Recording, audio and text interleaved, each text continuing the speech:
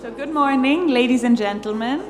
My name is Mariana Skilakaki. I'm CEO of Athenea, and I have the great pleasure to be moderating the discussion that will follow at this year's Inclusivity Lounge, whose focus I found truly fascinating.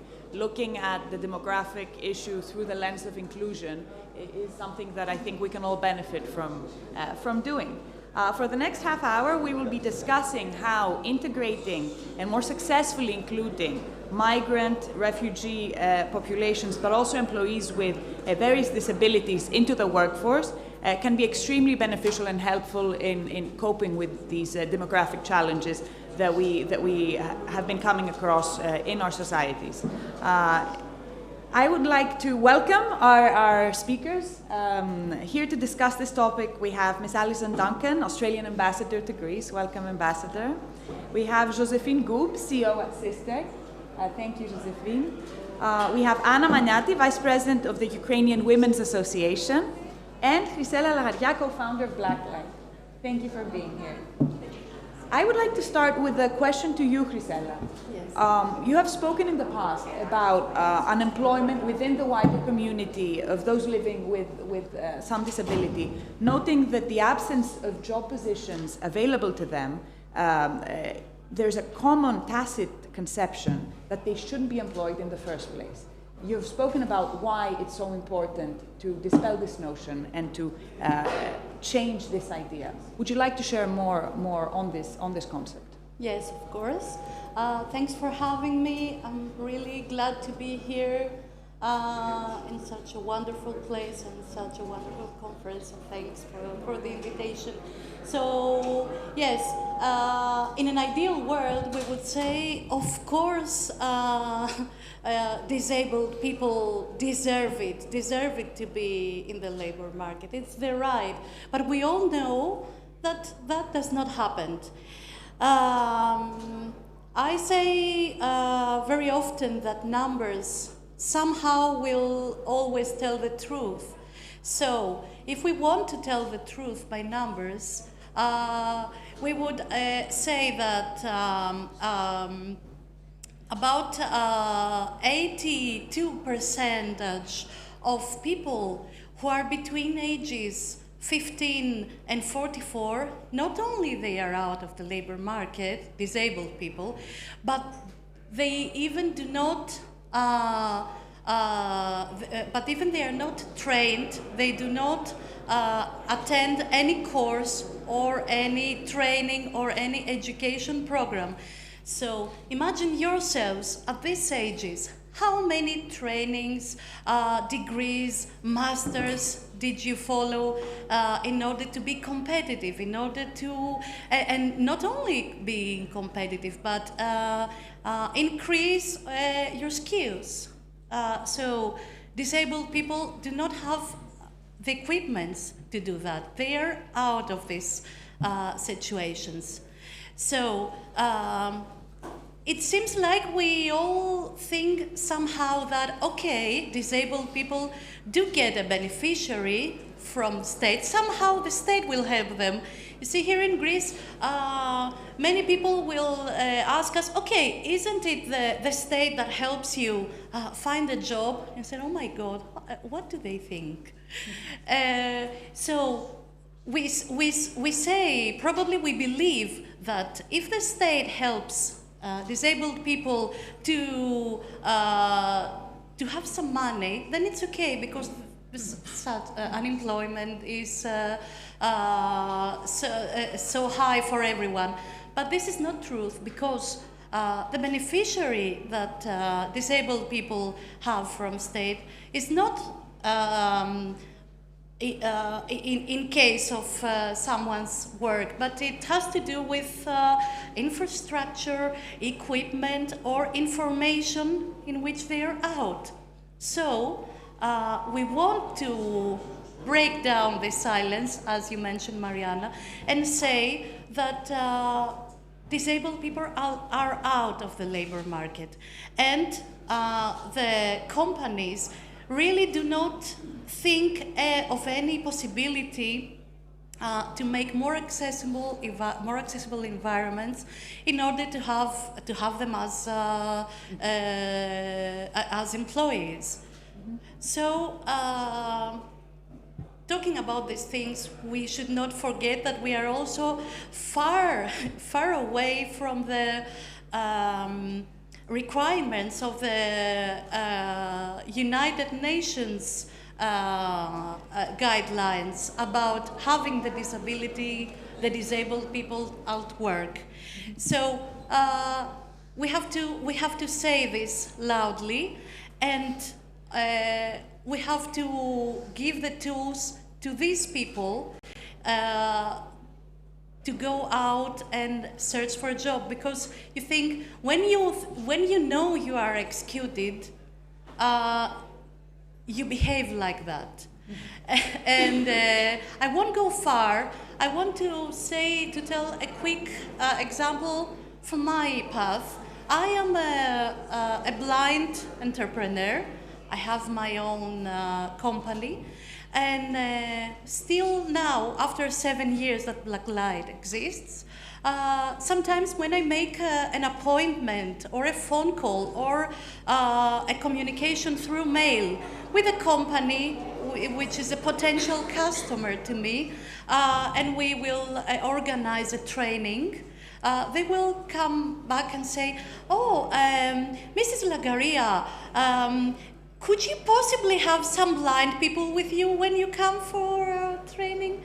They do not really believe that the person who is answering the mail or replying the mail or is at the other side of the phone is blind. So we have to change this.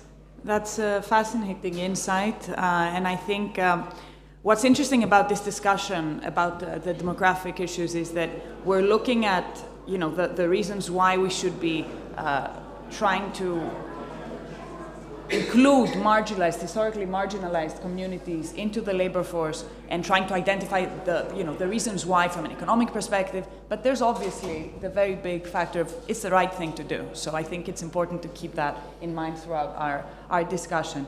I'd like to shift gear a little bit and look at another demographic group that we're tackling today in this session. Anna Magnati, what would you say are the most prevalent challenges encountered at the moment in Greece by migrants and refugees that are trying to become part of the labor force?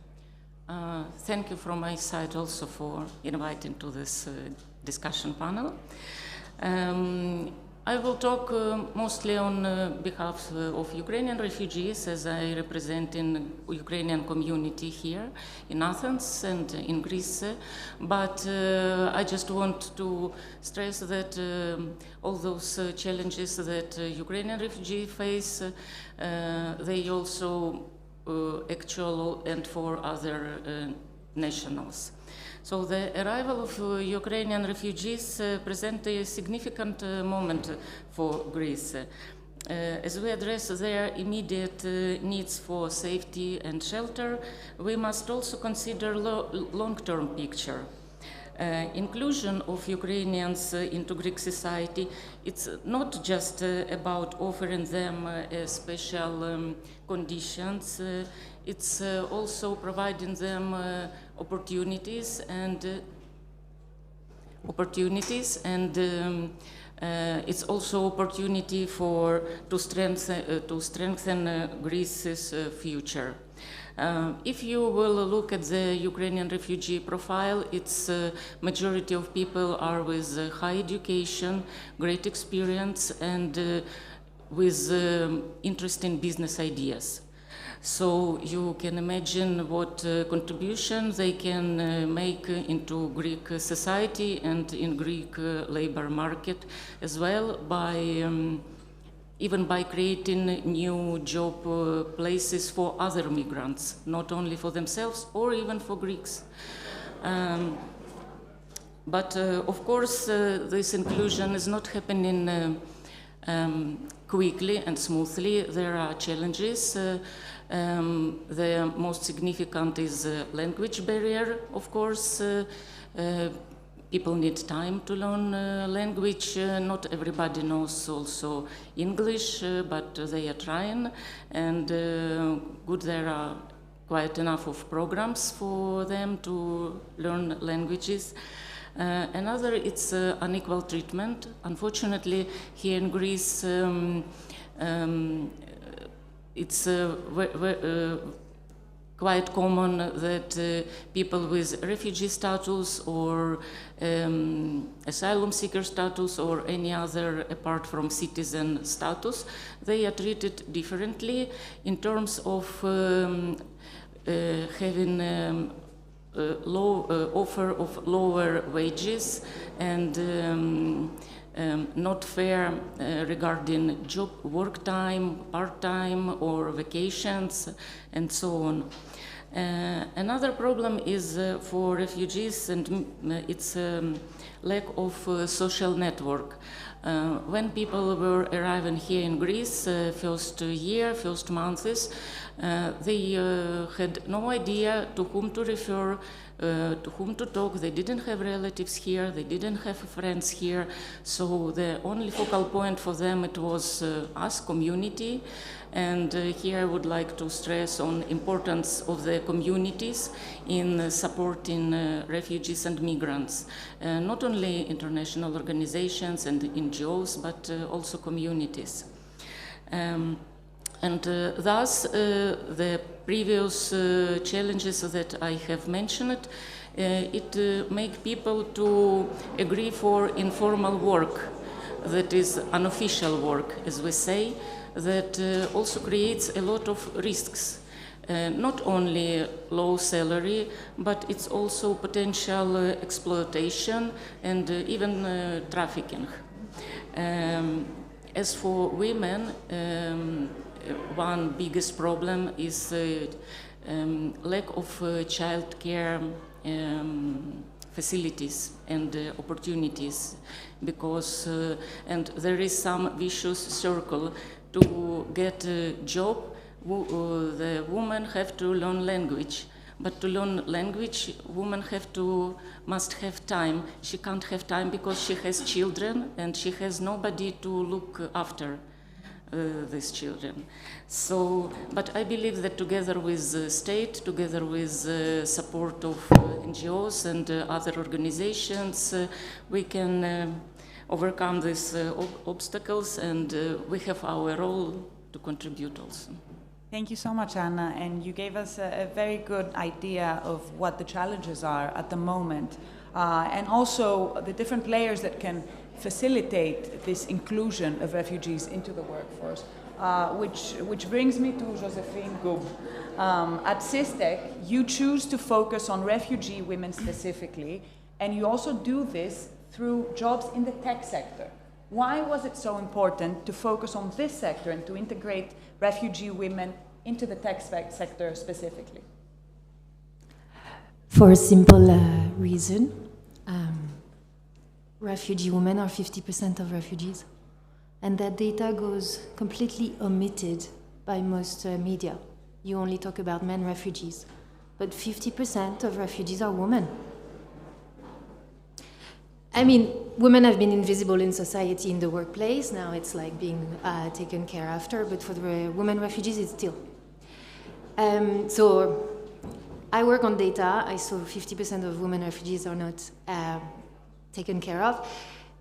The refugee women are 2 times more unemployed than men refugees.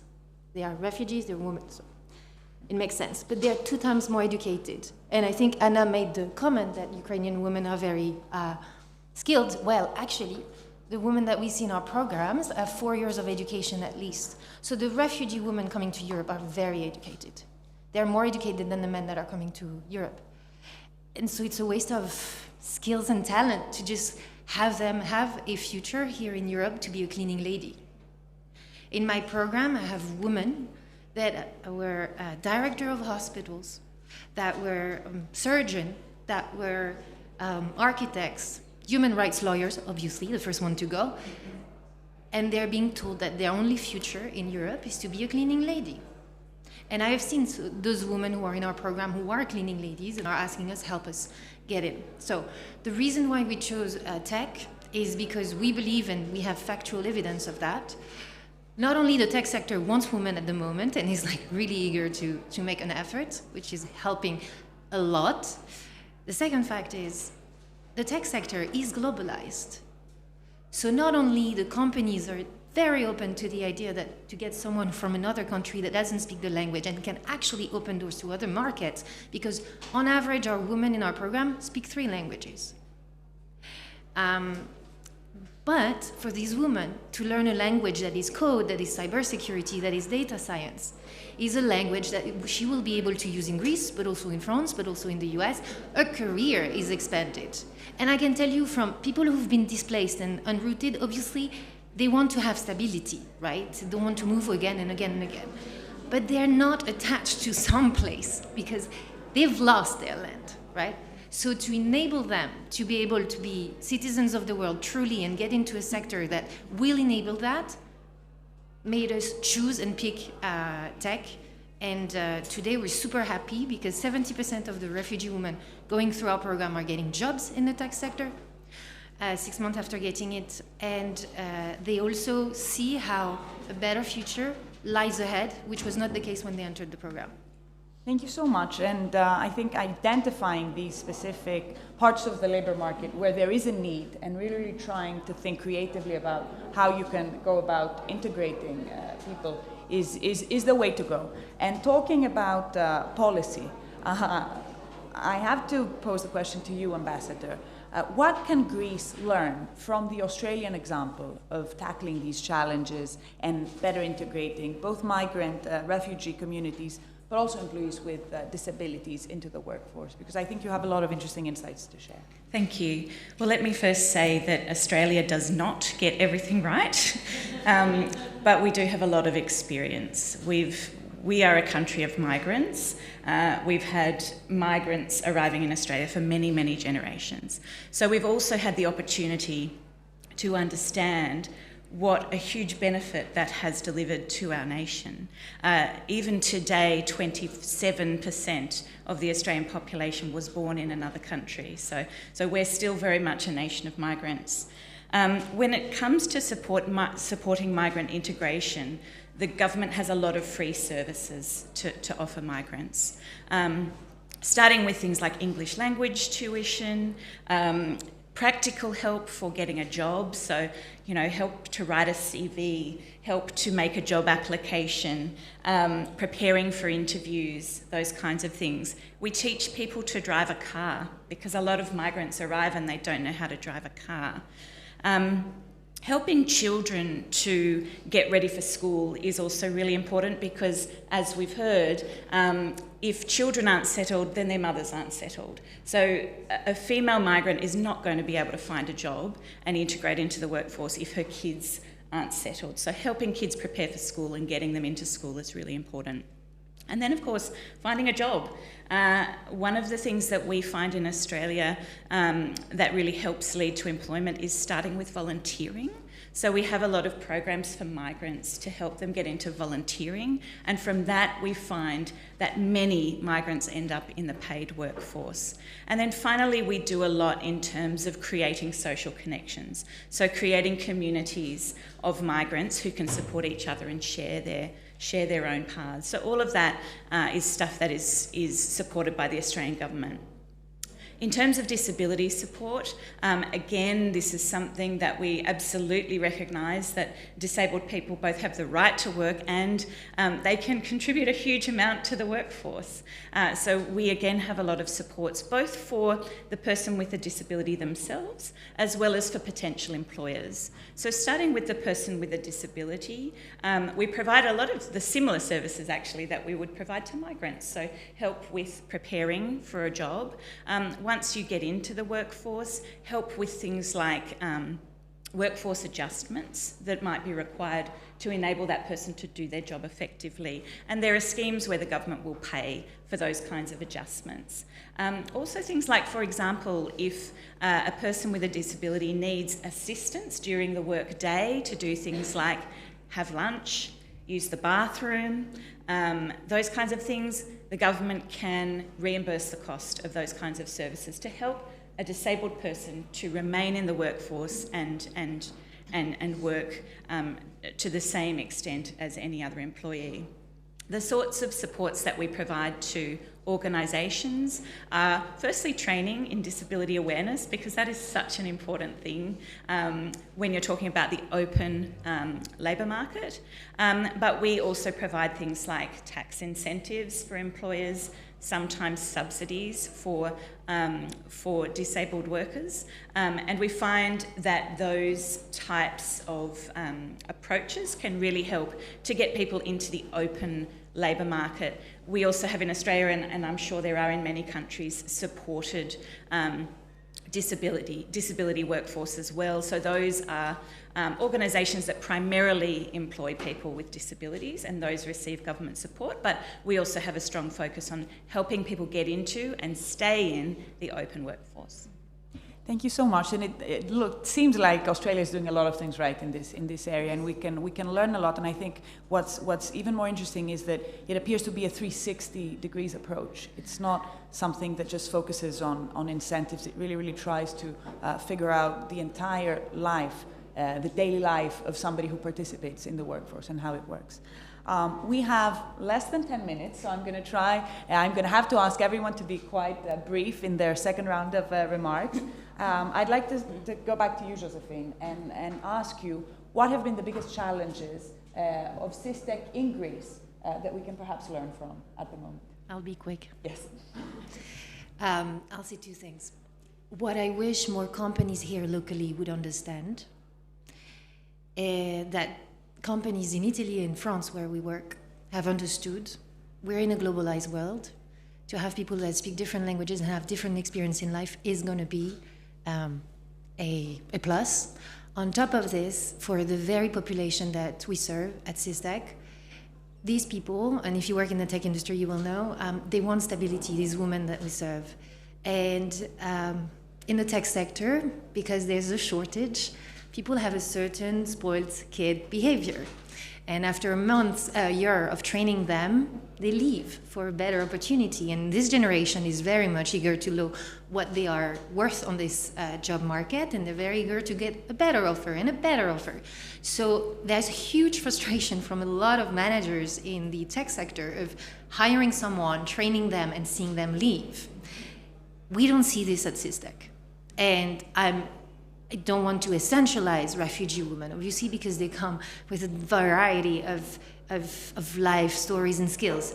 But what I have seen, and we've seen with the people that have hired them, they're very grateful for being given an opportunity to grow again and put roots somewhere. And with their kids, 40% of them are mothers. So that's the one thing.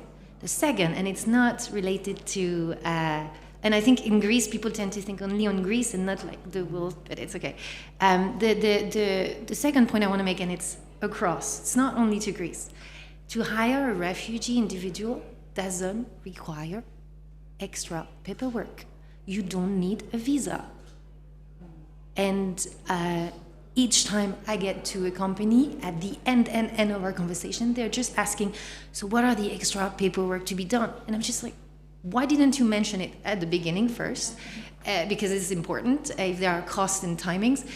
It is not. A refugee individual here in Greece and the whole EU is a national. You can't vote, or she can't vote, but she can be hired like anyone else in this EU territory. I think that's a very important thing to know. I didn't fully realize that until you just said it. It makes a big difference in many ways. Anna, would you say there is a gender element at play here as well when it comes to the integration of refugees in Greece at the moment? Yes, of course, absolutely, and I will be short because part of these problems I referred to already, and one, the main, say this point is traditional stereotypes about traditional gender roles, that they put women mostly as housewife, child keeper. So if to take average refugee family, there is more possibility for men to go to work than for women. And in this way, women, they are just placed into position of codependence with all other risks they could proceed from that. So we would, our organizations, for instance, we support very much the entrepreneurship ideas of women, and so that at least they could be more flexible with their time, work time, and child care if they can't find this from state or from other organizations. Mm-hmm. But yes. Whenever we have these discussions, it's always refreshing to hear all of the ways in which organizations solve these problems and find true good solutions to go around the issues that you mention. I would like to ask you, Chrysela, what the biggest benefits you would say of including these historically marginalized populations into the workforce are, because to me it seems like such an incredible waste of talent and resources when you are not able to do that effectively and as much as you'd like. I can put my sign on the fact that every organism, every company only has to gain if they include disabled people at their staff. You see, in the community of disabled people, very often we see campaigns or actions that have to do with the 17 developing goals of United Nations, and we see actions who have to do nothing with disability, and we come back and say, who started all this? Who made all this? And that happens because they do not include disabled people in strategic places at their companies, so they can bring their own perspective of life. They can bring their own way of understanding inclusion in any case, not only for them, not only for the disabled people, for the immigrants, because the path is one for inclusivity. The tools might change, but the path is the same for all of us.